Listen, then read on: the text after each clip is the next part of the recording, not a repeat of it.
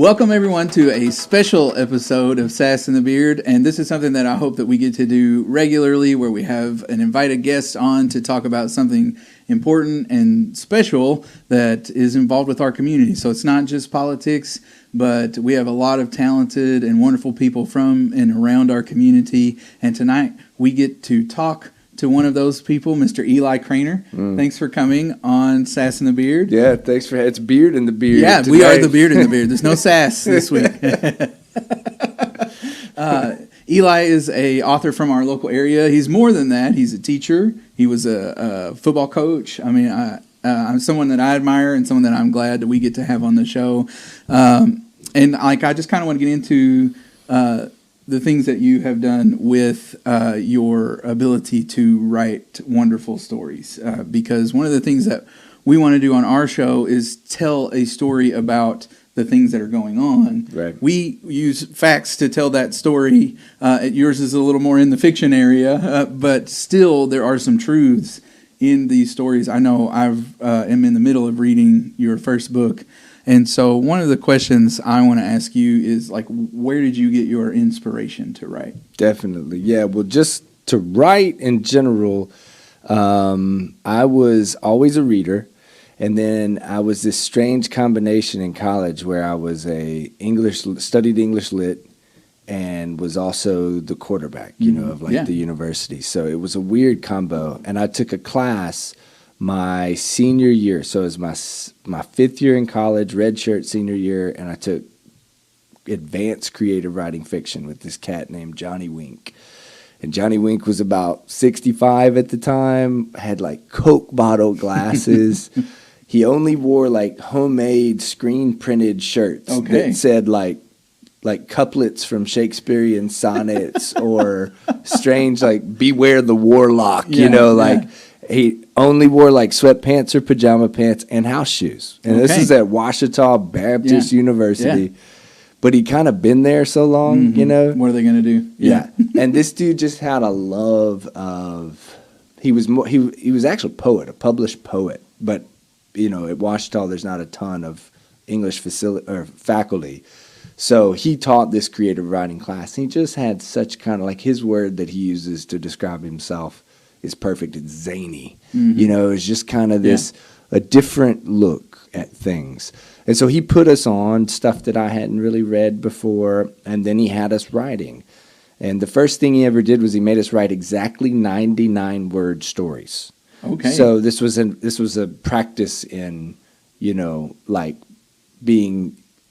brevity, being concise, saying exact, editing and getting it. And man, that was the fall of my last football season. And I was really just there kind of to play football that last year because it was a redshirt senior year.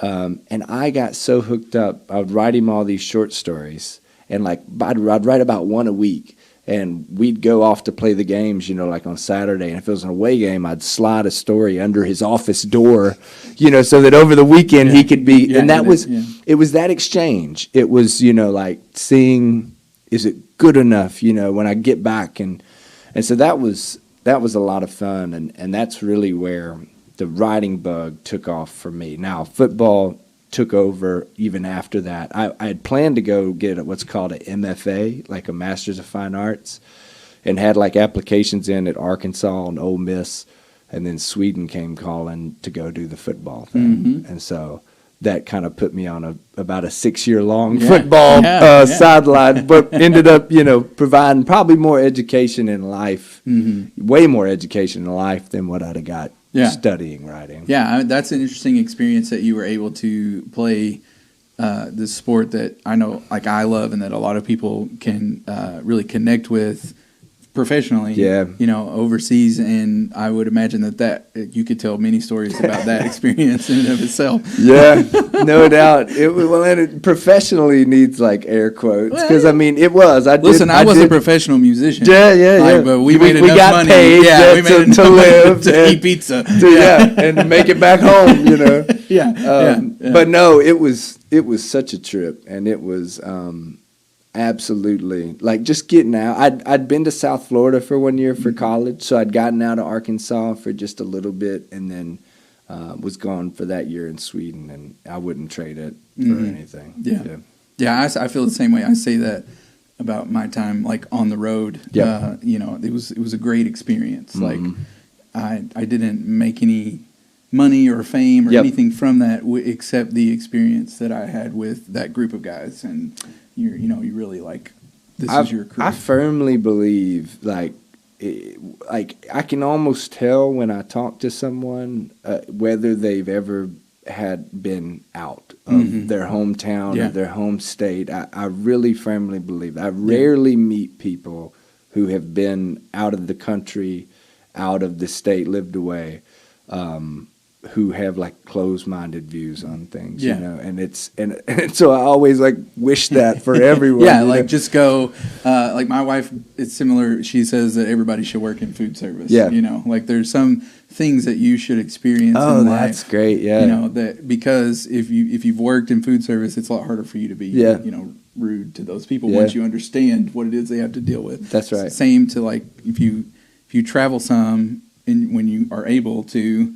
And get put in those situations where you have to like really challenge your worldviews and the things that you learned growing up in a safe environment, then you can expand your openness like you were talking about. Love that. But here's the catch-22 is that most of the people who don't go traveling or out, they don't want to for a reason, They don't want to go. They're comfortable at home, So it's kind of a snake eating the snake's tail sort of deal there. For sure. Well, like this, your first story, I don't know, that's first book, Don't Know Tough. I really connected with it because I grew up in a poor rural community and just had, whether white or black or brown, like from racial divide to economic divide to intelligence to every aspect of you seem to just like cover that so well, and then you got the faith and religion and involved in that too, and all encompassing around a sports team, in this case football. And like I know you were a coach as well in football. Did you get your ideas for that book from like that experience as a coach? Did you have some kind of idea before you wrote, like kind of where you wanted it to go? Great question. It's like probably the number one question that that I do get is people know that I was a quarterback and a coach, and so for Don't Know Tough, they always want to say like how much of this is real. Yeah. And the pitch that we use for Don't Know Tough, so the pitch is like how they sell it or pitch it to reviewers or. It was like Friday Night Lights meets Ozark. So that was... It's very apropos. That was the pitch, and man, the thing I always make a big point of is you cannot discredit an author's imagination. So I say that this was when I got out of coaching, I really got focused in writing. It was like I had all this energy, what sort of energy goes into coaching, and I had this void. And so I was writing like I was still coaching, like I was taking, and it wasn't nearly as much time in retrospect, but I did like get up early, work hard, would get short stories published that Emily would then film me reading out loud that might still exist somewhere out there. Maybe I had them all destroyed. Yes. Yeah, she's got it. But what I say that to say is that I was working really hard, and I'd written 3 books and probably hundreds of short stories before I ever turned back to football. Yeah. And there's this great writing saying, like a writer's aphorism that says, write what you know. And so what I found was that there's this beautiful subculture around football, especially in the South. Yeah.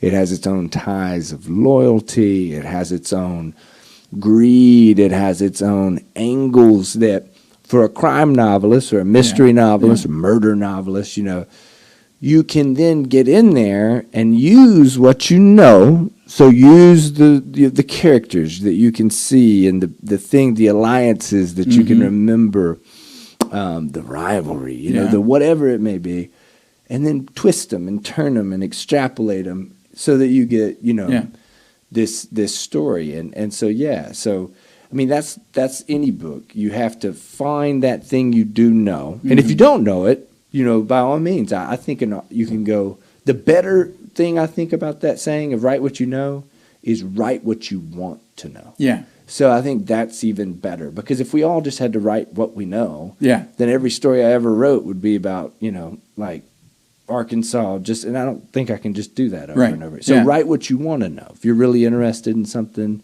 But no, far as I know, there was never any murders that went on while I was a football coach, you know, like, so that, I mean, that's spoiler alert.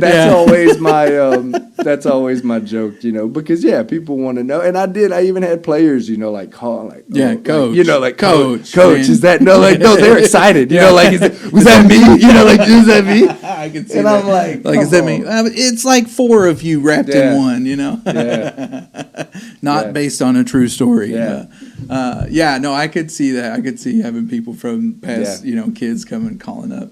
I am hugely into fantasy, like books.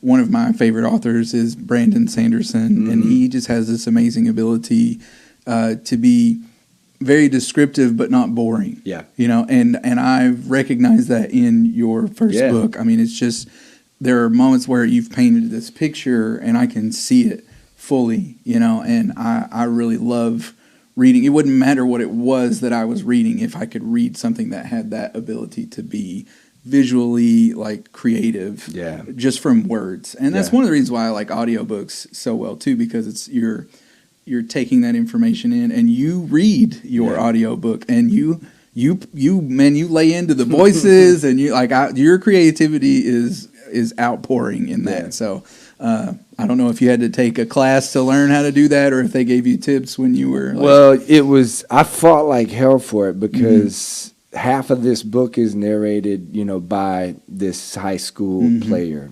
And he's described, his name's Billy Lowe. He's described as a sawed off white boy with tree trunk thighs, but he has a very particular vernacular. Yes. And it was the voice. So as a coach, I heard this voice, and then I've taught in the ALE, you know, here. So poor white kids, but have this kind of hip hop inspired vernacular.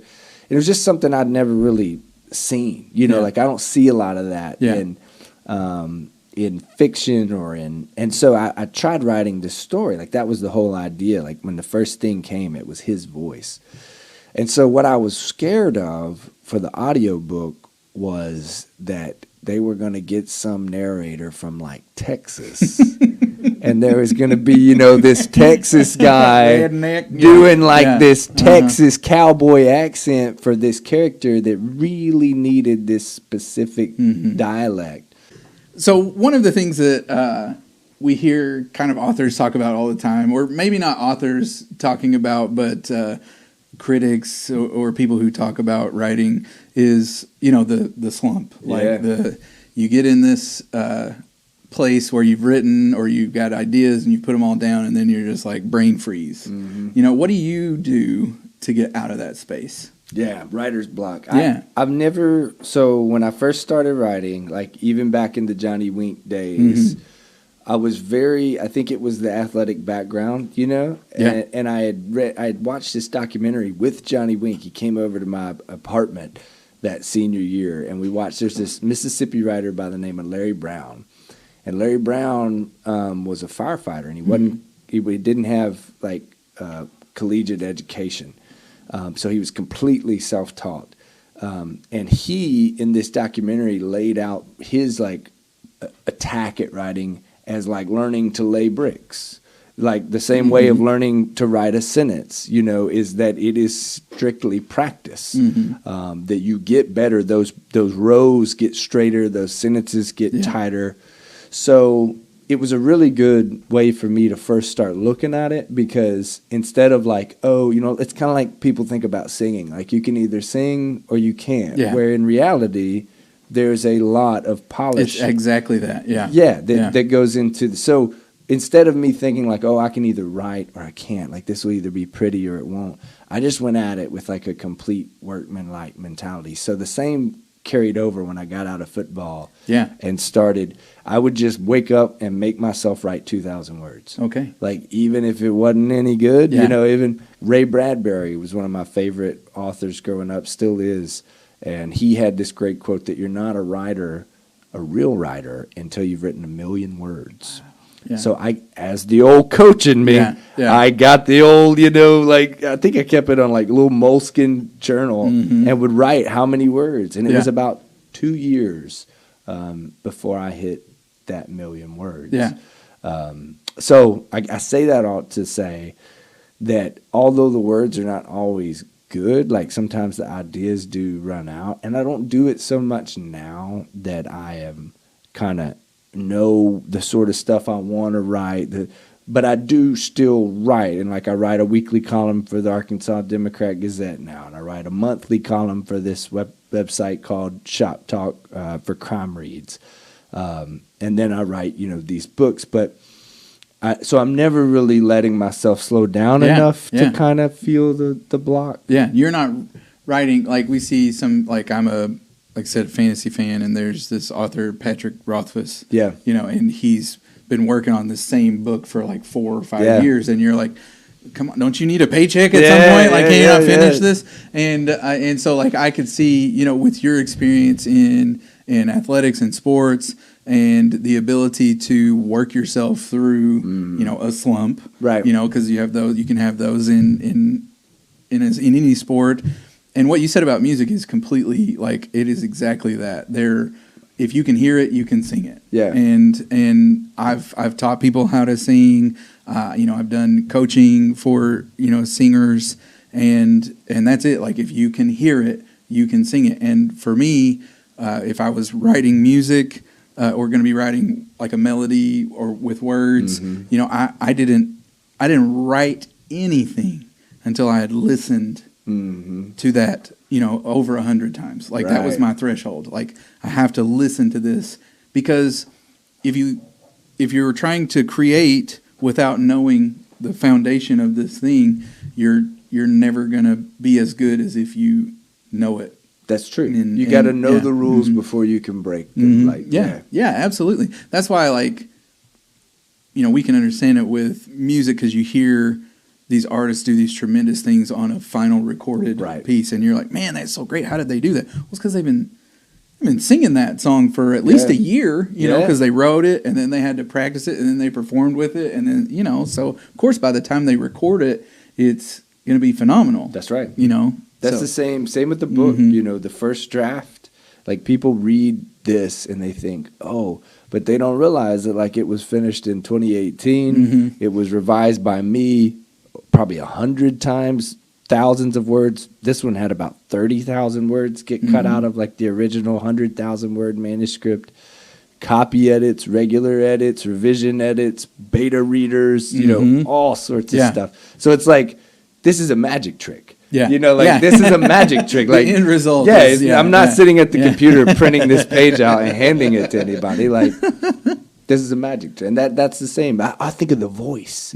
So when you see those people sing that song, like the first time, like I always think like, are they setting this up? Like, do they sound that bad? Like at the beginning? Because then when they finally, I'm sure there's some effects with their voice and stuff, but there's also a week's worth of practice or whatever they've had. Yeah. We are produced to death in our culture, but it's also digital. practice. Yeah, absolutely. It's also practice. It's this idea that like this was what they sounded like singing the song for the 5th time. Yeah, but by the 100th time, at the end of the week, they're amazing. Yeah, because they put the effort in. Yeah, and I if we all attacked life in that same way, if you see yourself caught up in a slump, get up, do the basic foundational things you need to do, and you'll work your way out of it.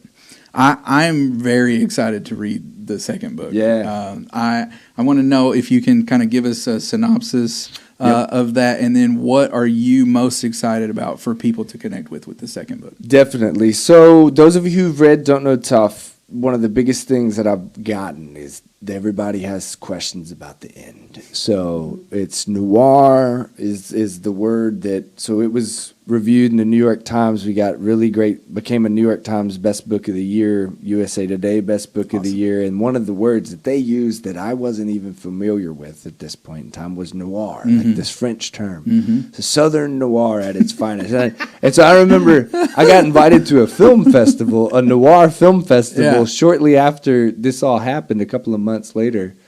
And I was supposed to be introducing the movie Reservoir Dogs and talking about noir. And so I just stood up there and I was like, I'm just going to be straight up with y'all. I had never heard the word noir. If I had heard it, like I wasn't really thinking about it. Yeah. And I was like, until my book came out and this review came out in the Times, and my dad calls me, he's like, son, what's Southern noir? And I'm like, how you gonna throw your dad? And I'm like, and I say, Dad, I don't know. I was like, so I tell these people at the film festival this, they're laughing like that. But I said, what I really think it is it's a tragedy. It's a tragedy. And so the ending of Don't Know Tough has really got that. It's got a little bit, and it's pretty open-ended in some ways, not to spoil it for you. But this book is not a sequel, but it is a parallel in some ways. It's happening in a nearby town. There is a single scene at a homecoming of a football game. And they happen to be playing the Denton Pirates. Okay. So if you've read, So there's some what I would call Easter eggs that pull back. And really, this book is more of just, so this was a mystery. You have a dead body, and this is a thriller, which there's an old man, a Vietnam War veteran, whose daughter is taken. So you've got kind of that Liam Neeson, also, I guess maybe like that Clint Eastwood. What was like? So anyway, Hatfield and McCoy style blood feud with a little bit of like Romeo and Juliet, star-crossed lovers, all kind of in the vein of in the foothills of the Ozarks, and some stuff geographically that'll really, if you're from around here, will perk your ears. I love that. That. Have you? I imagine with also like the popularity of the show on Netflix, Ozark. Like, I've seen the first season of that show, and every time I watch it, I'm like, did they actually film that? Here? Because it looks looks familiar. But I love the setting in that we can connect with your work here just from. We've been there.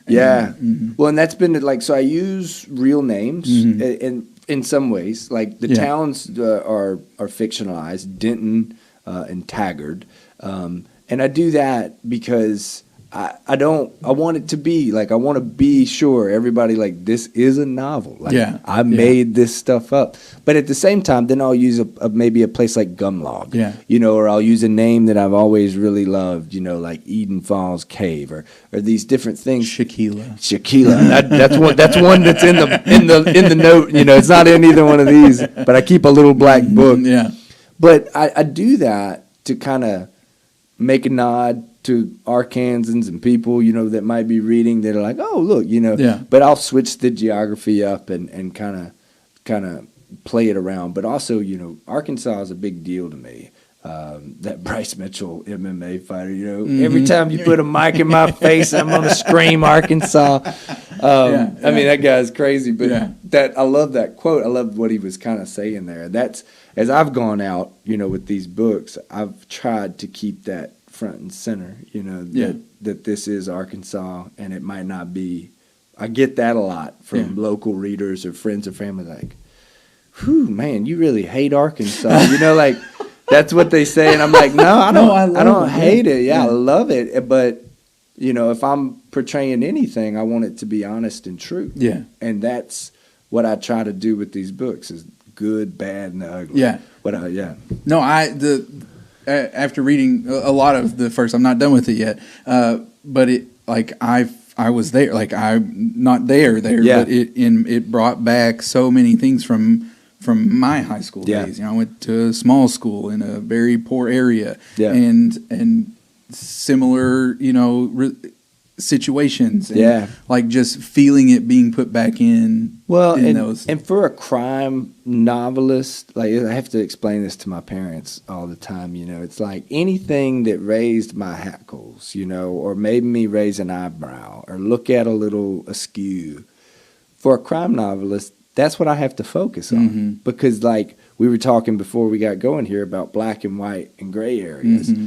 In a novel idea, where you find a whole idea, it is the gray. Yeah. What you're looking for is the stuff that's hard to define, the right or the wrong. Yeah. Where are these boundaries going to start splitting? Where's the tension? Where's so you'll see something, you'll get inspired by something. Like I said, with this one, and then you make up all the rest. Yeah. Then you go Hollywood, Yeah. on making up the rest of it. But you have to find that kind of gray area. Well, I hope someday you get to sell rights to these movies and make lots of money. No doubt. And spend it all in Russellville, Arkansas. No doubt. We're not going anywhere. Hold me to it. I think we are also proud. Arkansans, one thing you can say about them is that, like, it's kind of like in a family, you may be angry at each other, hate each other, be frustrated with each other, but when somebody from the outside comes, everybody bands together, and I feel that about Arkansas. Yeah, I do too. And I love being from here. I moved, here because I wanted to make my life here. Yeah. I wanted to stay here, and so I'm thankful that others like you have done the same. I get it, man. Like we were in Tucson this past weekend for a book deal, and we've been. My wife goes with me a lot, and it is funny because even the things that grind our gears, like you just said about Arkansas, we'll get out here, with these people from wherever, West Coast, and they'll start talking, noise about Arkansas or like make a joke, like y'all wear shoes in Arkansas. I can't tell you how many times I've heard that one. And like in that minute, it's just like a family. Like, I immediately am like, nah, man, like, let me tell you about Arkansas. I like to say, no, but we didn't pay $400,000 for our crappy house. Yeah. That's right. That is right. You come move to Arkansas, you can live a lot cheaper than you can in either coast. And live like a king. I know people who've sold homes in California and came and never worked another day in Arkansas. No doubt. So kind of transitioning to like the end of this interview, which I'm extremely appreciative that you came. Man. You're a teacher. Yep. And recently, because this is a show about politics and local and statewide is really where we cover, our governor, Sarah Huckabee Sanders, and our senator, Breanne Davis, have kind of shocked the nation with an education bill, the LEARNS bill. Now it's the law in our state, and it. I know a lot of teachers and administrators and support staff that work in the school system are very frustrated by kind of the details of the bill, and I want to get your thoughts on it. Nothing that we're gonna call the superintendent about or anything like that, but just from your perspective as a teacher, how do you feel this new law is going to help our education system in Arkansas? Yeah, as a teacher and a father who has a child in public school, both my parents were public school teachers. Taught originally in the Delta for about 20 years before we moved here. And man, like the thing that gets me the most about that stuff and just the whole way it's been done so far is lack of transparency. Yeah. So as a guy who's been in leadership positions, who's had to, I was a head football coach when I was 26 years old for 2 years. I know how important, like if you want people, like as we would say in the football world, to buy in, if you want people to follow you, then you got to be straight up. Like you got to tell them, like, here's what we're doing. Yeah. Here's why we're doing it. And just politicians in general these days, man, it's just, that's gone. I mean, it's all smoke and mirrors and it's all look this way while we pull out, the rabbit from the hat over here. And that's what this stuff feels like to me. And there's a lot of the stuff, about it that is just so unclear and uncertain at this point that it's scary as hell. Yeah. Because, I mean, how are we doing this? Not only why are we're past the why now because it's done. Now we're to how. Yeah. How are we going to get any of this done? Yeah. And so, looking at it, it's scary. Yeah. But I hold out faith, that maybe, Arkansas has been in the bottom of their education for a long time. And so, if there is a how and that it's somehow going to work, maybe it is. It's just right now, I don't know. I don't think anybody really knows, Yeah, my wife is a teacher, and we have a lot of friends that are as well. And it just seems like, and I'm not speaking for them, but from my perspective, looking at them, that there is just this on edgeness about everybody that's involved in education right now, because there's, and I will say, man, nobody knows. That happens every time. Like every time you get a new suit, every time you get a new principal, every time you get a new football coach, and you're everybody gets like that. Kind of on eggshells. Yeah. And it depends on how that boss comes in and handles business. Yeah. If they come in and lay out a plan and say, this is how we're doing it, this is why we're doing it, or even better, if they wait a little bit and say, hey, what do you guys think? How are you doing it? Let me get some people that are involved in this area, this state, and say, what do you think we should be doing? Not bring people in from all across the world and the country and wherever else, D.C., and then just 1 month later ramrod something through. That's a novel idea. That would have been great. But what I'm saying is, maybe there's faith, maybe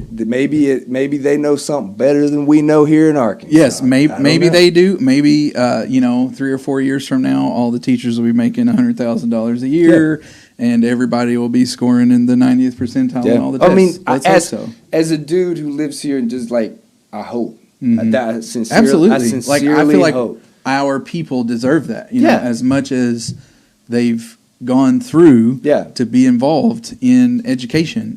And so I think what I'm saying is that I am not educated enough to really speak on the ins and outs of that piece of legislator. I don't know at this point. What I do know is leadership, and that's bothered me for years now with everything. Yeah. But as what I've watched happen in my home state with this, that's what has bothered me the most is not seeing that sort of thing.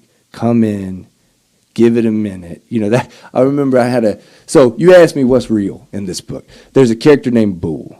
Who's the assistant coach, this little wiry old guy. Yeah. And there was literally on the first coaching staff that I ever coached on, this guy named Bull that we called Old Bull. His real name's Eric Hart, and I don't care because Bull's kind of like the hero of this book. He's the sage, like this who's whispering advice to this young football coach who's telling him. And Bull did a lot of the same for me, and Eric Hart did a lot of the same for me. So I've said this in other interviews because he was so good. But what he told me when I got that first head coaching job was he was like, Eli, do not do anything. Don't change anything. Don't even say much for the first couple of months. Yeah. Just walk around with a clipboard, take notes, figure out what is working, ask a lot of questions, seek advice. And then once you've really figured it out, here's what we're going to do, and here's why we're going to do it. Yeah.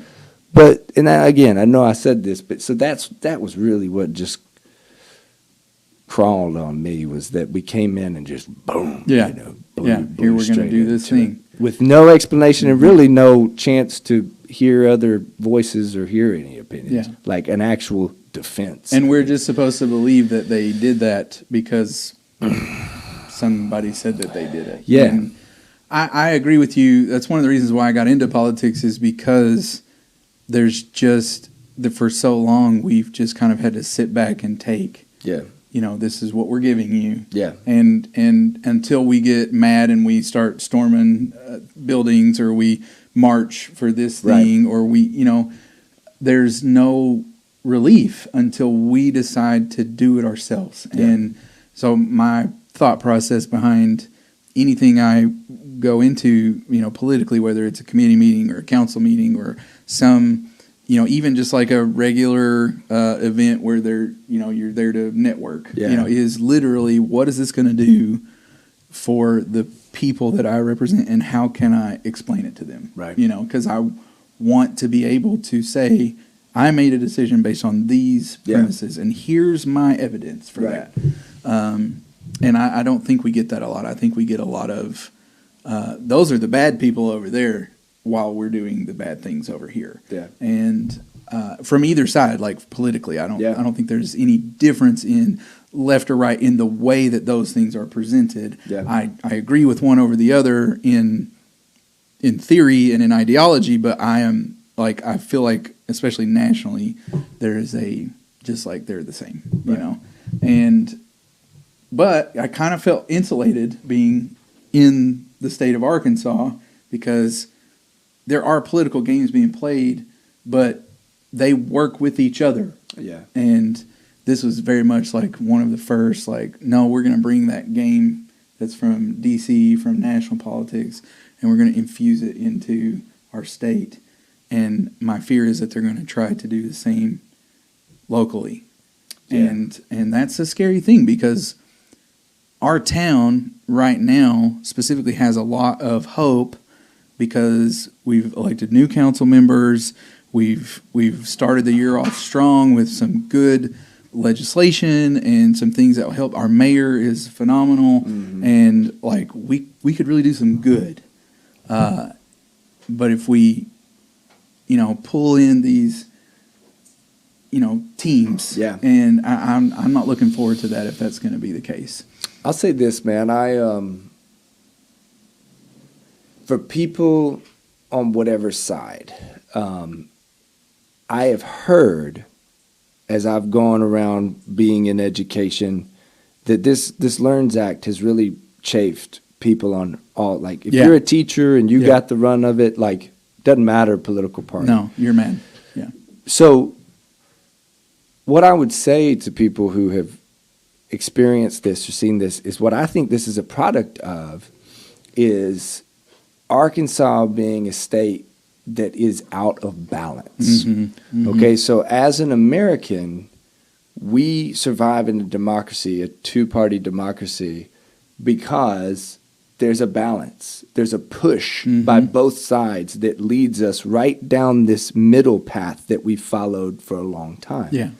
So in Arkansas, and the reason this just ran like it did so quickly and got through before the questions could be asked, checks and balances, is because there was no balance. Yeah, there's a supermajority. So no matter what your political party is, if you start to see this and you're like, oh man, things are feeling a little out of balance, for the good of the greater, the greater good, you should think, okay, let's come back to a balance. Yeah. So we've had a lot of conversation, and I'm very excited that you came to speak with us.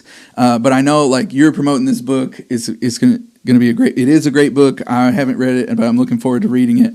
Well, it hadn't come out. So I know, that's what I'm saying. Yes. So that's what I want to talk about. It is coming out next month. Yep. And I want you to kind of talk about, what your plans are for the rolling out of this book. Yeah, man. So it comes out April 4th, which is a Tuesday, and it's 6 p.m. on April 4th. We're going to be at Arkansas Tech at the Ross Pendergraft Library. And man, we had the best thing of the whole thing for this book. The first one was being here, being at the train depot was where we were last year, and just so many people. And there was tornado sirens. There was a line out the door. Train driving by. We've got the big room up there at Tech, and I'm hoping to kind of build all that around it together. So please come out. If you pre-ordered books from Dog Ear, they'll have those there. If you haven't got a book yet or anything like that, they'll have books to buy right there at the event. And so, and I can't tell you, this will help me. I have people always buy the book, and they're like, hey, can you sign it? They send me a Facebook message. Yeah. So if you want a book signed, you'll make my life a lot easier to come. But no, man. No, I'm just going to meet you at your office. No, I'll see you in the middle of the day. No, which is fine. I'll do that too. But I do love seeing, everybody. And after that, we're going to Memphis, Jackson, Oxford, the Virginia Military Institute, Hey, yeah, man. Baltimore, New York City, St. Petersburg, Florida, and Miami. All right. Man. So, and then there's Arkansas a bit too. There's a Little Rock and Northwest Arkansas Sweet. in there. So come catch me if you don't do it on Russellville. That's great, man. I'm super proud to say that you're from our area and to know you and to like the type of person that you are and that you've been. I'm really excited for Ozark Dogs, and I can't wait to read it. And I really appreciate you coming on. Thanks for having me. Yeah, no problem. Thanks. That's Eli Cranor. Buy his books.